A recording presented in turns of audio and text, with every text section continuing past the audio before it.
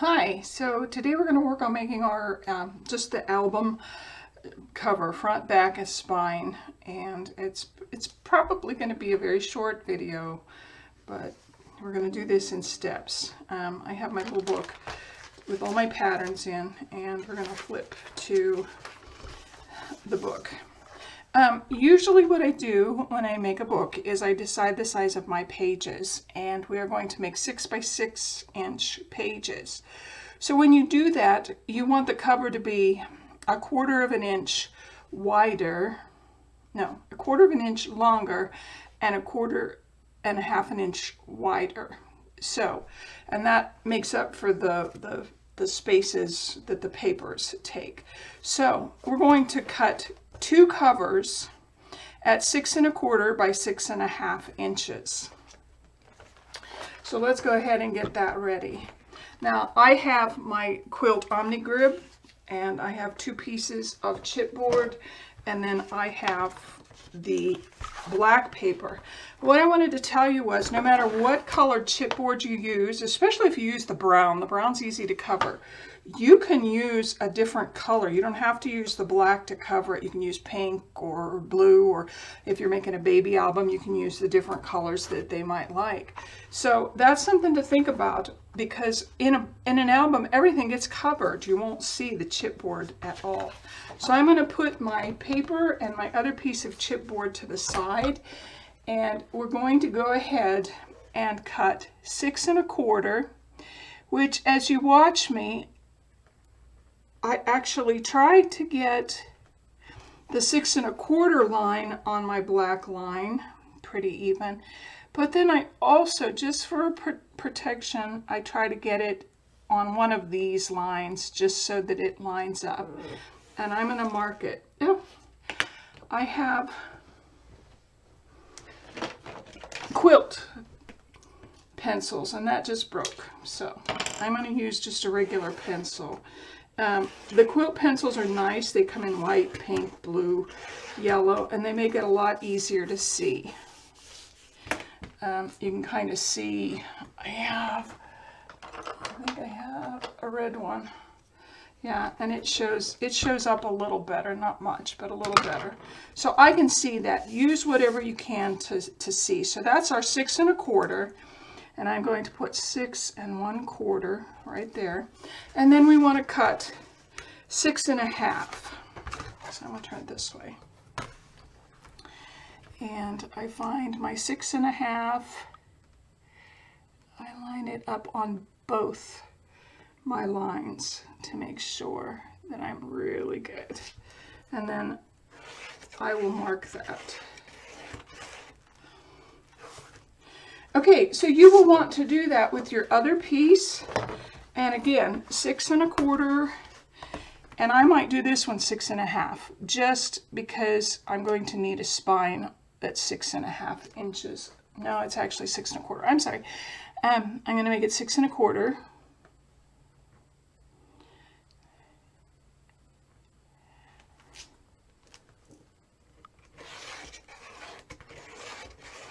And then I'm going to flip it and make it 6 1/2.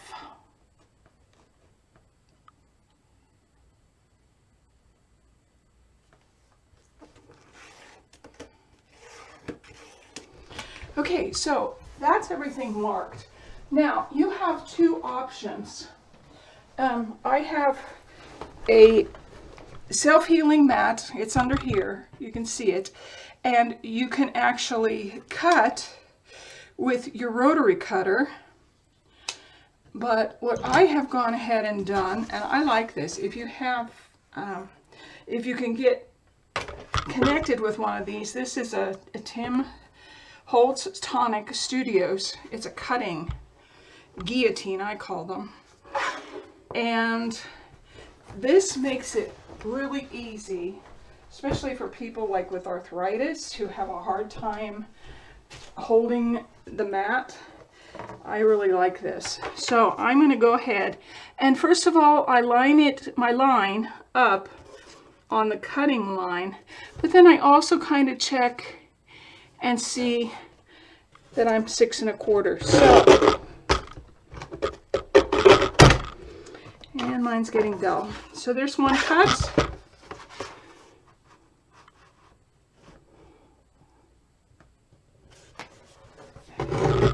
There's the other cut. Okay, so this is my piece. I will do that with the next one.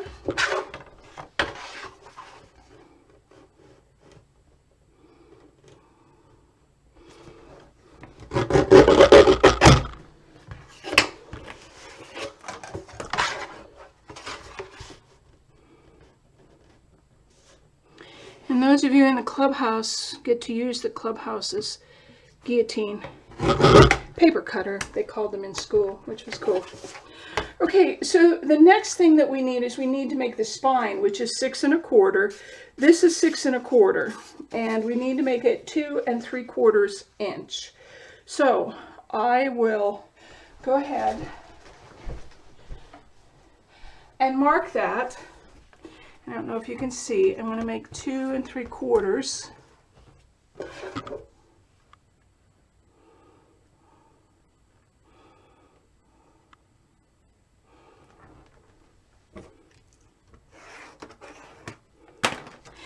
The other thing that I like about the guillotine as opposed to the self-healing mat is sometimes when I was using the self-healing mat, I would slip and things wouldn't quite be straight. This is just a lot easier to keep straight. It's a lot easier not to make, you know, your mistakes with. Keep your fingers out of it. Okay, so I'm gonna put that away. We're done with it. There's my spine and my 2 pieces. So you can kind of see that this is just a little bit rough, and I have a little tool, and it's basically just sandpaper on a little wooden thing. I will rub across this to kind of smooth it out, and this happens because my guillotine is getting older and it's getting dull.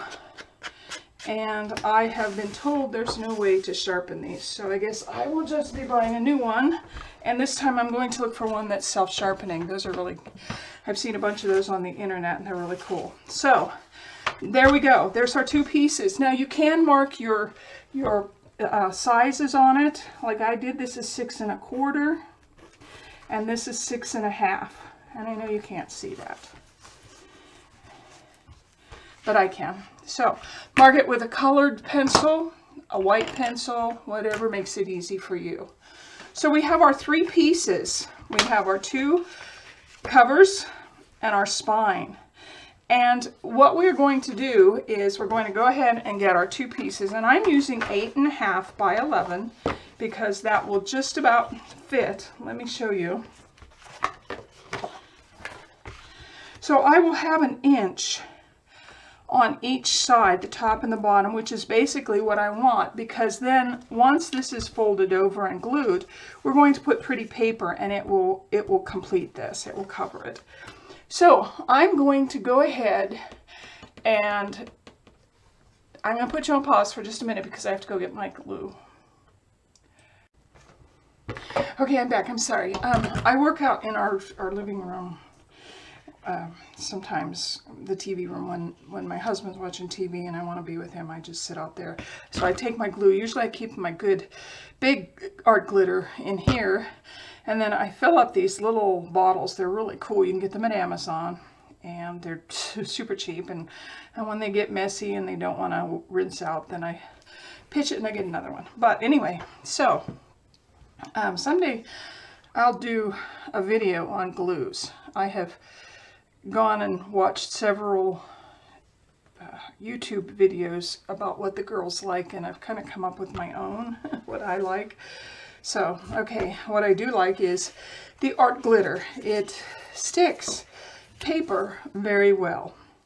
So what I'm doing is, oh, I like to put that in my shirt because I've lost it so many times, and then I don't have to look for it. So what I'll do is I can see the lines on my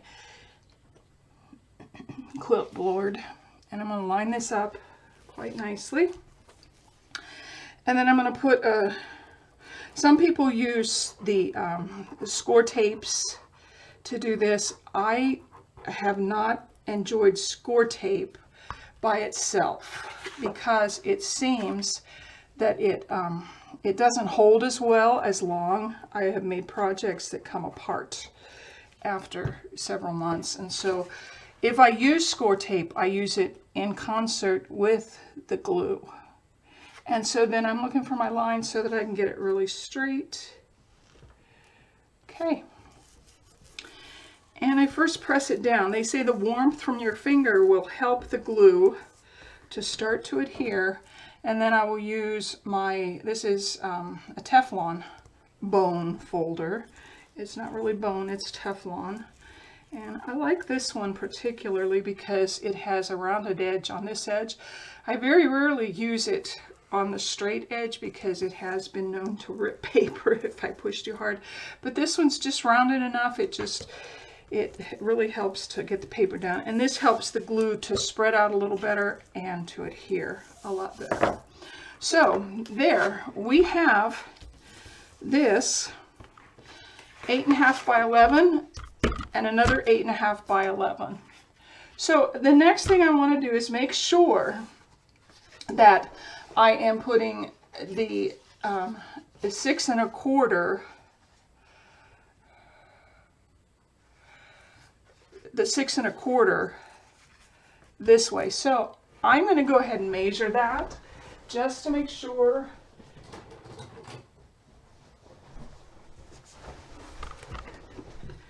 And so I have, yes, 6 1/4. And the other way you can measure it is, you know that your spine is 6 1/4. So I'm going to find the line, and basically I am going to put my spine right over the line going through the middle of it. Because when I go to decorate, this will be on the outside. There will be a line on the outside, but then I will decorate it with pretty paper, and it will give it an extra layer of protection. So this is where a lot of girls will use the score tape. And I know it's faster. It's very fast. You're just done. Whereas you kind of have to piddle with the glue a little bit.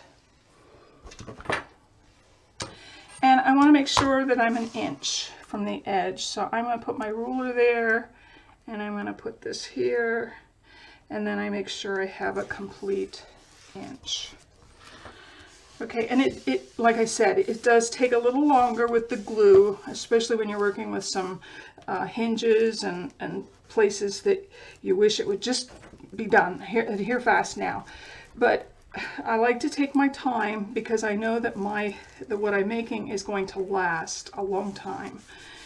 And I have even been known not to use paper for backing. I'm a librarian by education, and so I have bought fabric, book backers fabric, and used it on some, especially gifts. I will use that on gifts because I know it might get used a lot, and so I want it to last a nice long time. Now I have a spacer somewhere. I'm sorry. Well, I can use one of these that I've cut with. Okay, so we want to make sure that we have the 6 1/4 going this way, and the 6 1/2 is this way. And the easiest way to do that is make sure that it's the same size. See, if I put it on here, it's going to be a little bit taller. So I want to go ahead and do my 6 1/4. So I'm going to put glue on the entire face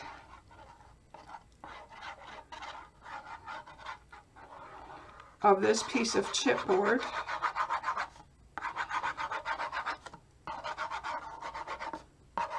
I'm just having a good old day, aren't I? And I make sure I get quite a bit of glue on it. And then I will use my spacer to kind of keep it away about 1/8 of an inch. And you can see there's just a little space right there.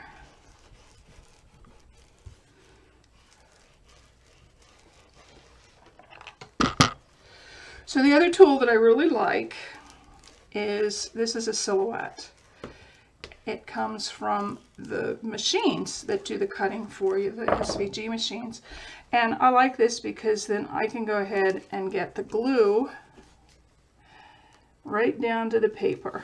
And sometimes I use my finger to get the biggest part of it, but then I will use my Silhouette knife to clean. And what it does is it cleans it right up against this, but then it also cleans it right up against the paper.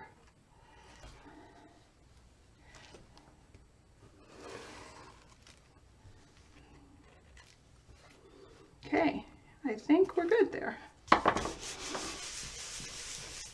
And so when you close your book, you're going to have a space right there. And some people make a bigger space, and I suppose that's okay. I don't think it makes a big difference how big of a space you use, just so long as you have a space so that your paper doesn't rip.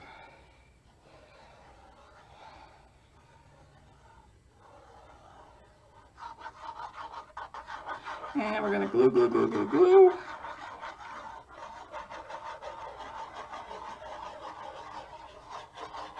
And you can see I use a lot of glue. I mean, it doesn't have to be covered every inch, but I do use quite a bit of glue. And I'm going to put this down and use my spacer. Okay, I did pretty good eyeballing that. Yay!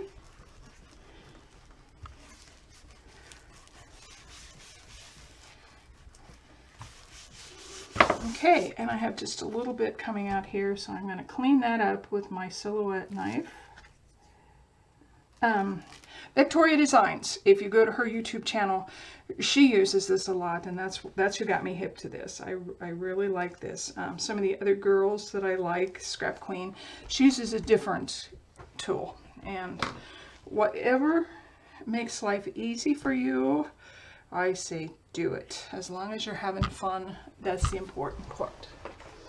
Okay, so the other thing that I have is this little cut right bind up, and you can find these at Etsy. You can kind of find some of them at Amazon, Walmart.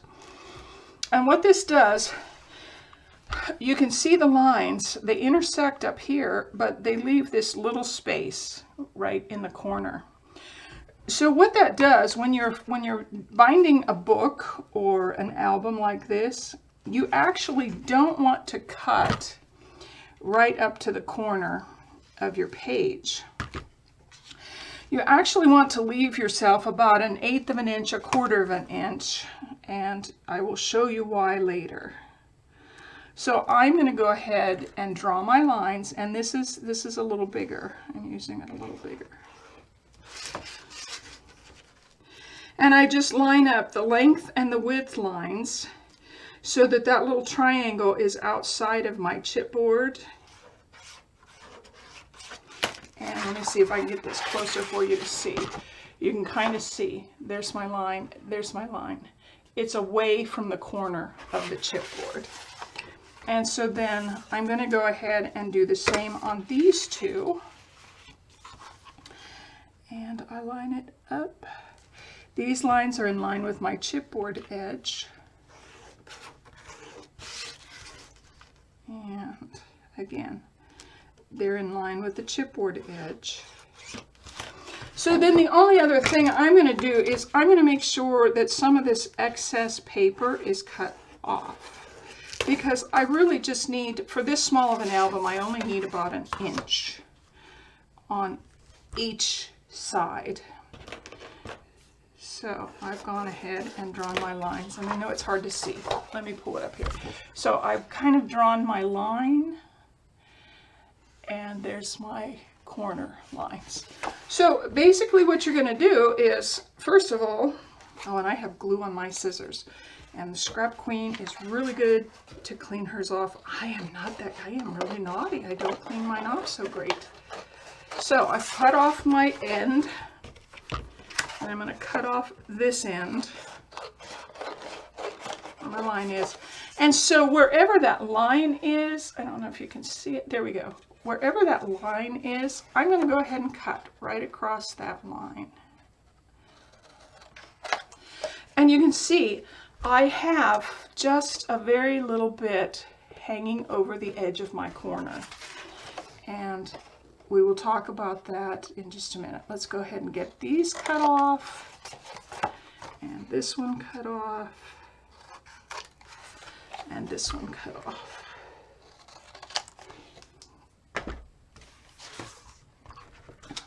I doubt that I will use these, but I will throw them in my little trash basket. These I might use, so I'll put them down here in my hold drawer. Okay, so this is basically your book cover and your spine. And what I'm going to do is I'm going to go ahead and use, where's my little, this, or I have two other ones. I have this one, which is really nice. It's a silhouette. And then I have this. It's another Teflon mold folder. And sometimes for this, I really like this bigger one because I'll get up under the paper, I'll hold my chipboard down, and I will just move this back and forth to make a nice crease. And you can see I'm bending it over as I crease it. And what that does, it causes the edge to be really, really nice. And you can take this across it later. And I will do that to all of my edges before I do anything. I'm going to do that. And I'm using the flat side. So I get up under there and I hold these down, and then I just start pushing, pushing, pushing, pushing. And I will do it with my long sides. The long sides are a little bit harder. So I just do it slowly.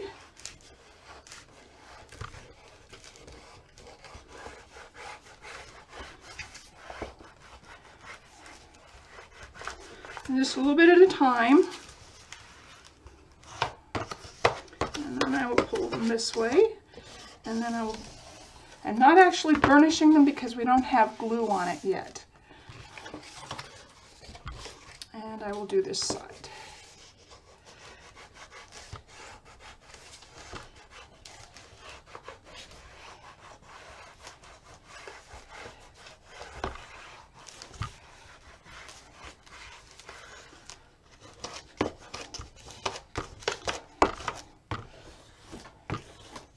And you see, I'm pulling away from the fold. And this just makes sure that you don't have any air bubbles or gaps or anything. So there we go. And I'm also going to go ahead and do this and do this. And you might want to use this to kind of make sure that you get a good fold. Okay. So this is where I might, and I might not, it depends. This is a smaller album, so I'm not going to use my score tape, but you're welcome to. A lot of girls will put score tape right on the edge. And again, I don't feel the need for score tape on this small of a project. So I'm going to go ahead and do my glue. Let me put this in my shirt. I have lost so many pins. And pins make me nervous because when they're lost, they can get in feet and bums and all kind of stuff. So first of all, I'm going to put a nice bead right at the edge of the chipboard and the paper. And then I'm going to go ahead and just bead up a lot of glue right here on this open space.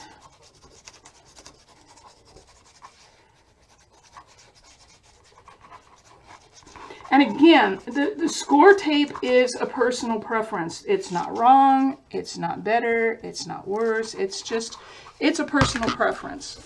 And so I start by first pulling this up, and then I will start in the middle and start pushing down.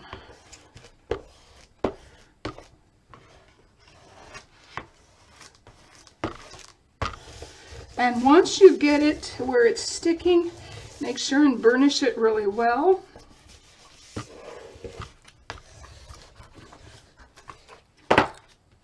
Now, these edges, I will go ahead and use a smaller, or you can use this, it doesn't matter. I will go ahead and push this down and out. And that's why we leave that little, just about, eighth of an inch, quarter of an inch, because then it will make a nicer corner when we are doing the smaller sides of the paper. And it will look professional. It will look like a book. You will look like librarians. Okay, so I'm going to go ahead and do this. And then I'm going to do my outside edge. And this again is personal preference. You figure out what works really well for you. It's just because of my training as a librarian, and then also because I've learned how to do these books. I've just come across things that work for me. They really work for me. Okay, so I'm going to push this up. I'm going to get my little machine here, my little, they call them bone folders, but this again, like I said, is not bone. It is Teflon. And they say they're supposed to last better, but I don't know. I have an old bone folder, pretty old. Okay, so again, the next thing I'm going to do is I'm going to go ahead and take this into my corner, push it, and then pull out so that this paper, this little corner, sticks right here. And I'm going to do it on this side.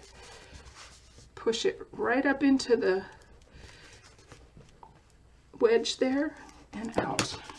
And then you can see. So the next thing I want to do, I'm going to use my thinner one, and I'm going to push these in and keep pushing. Okay, and then I'm going to do this. I want to make sure that this is nimble enough to close. Okay, looking good. So that's it basically. So we have to finish these edges, and I leave the small edges for last. Some people don't. It's personal preference. And then I'm going to go ahead and put my glue on my edges and fill in here.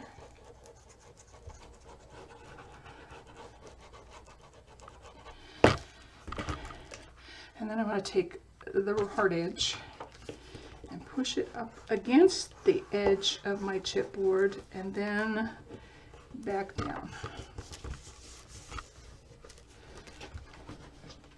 Yes, I use a lot of glue.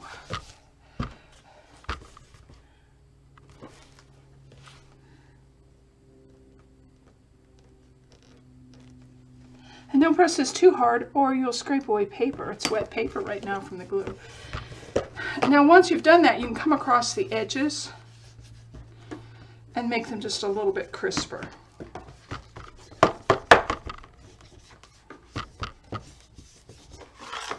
So I'm going to do my last side. I didn't quite get enough glue.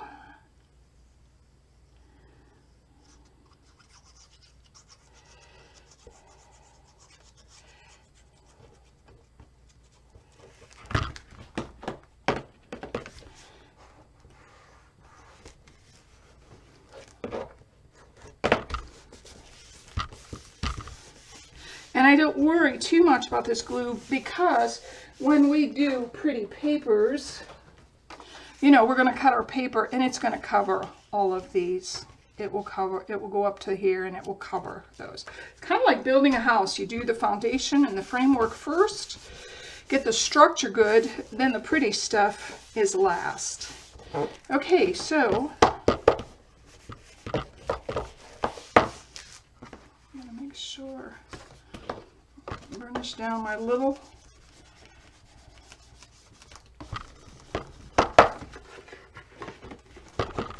it just makes it look a little crisper when you do this, and I'm just rubbing it across the edges.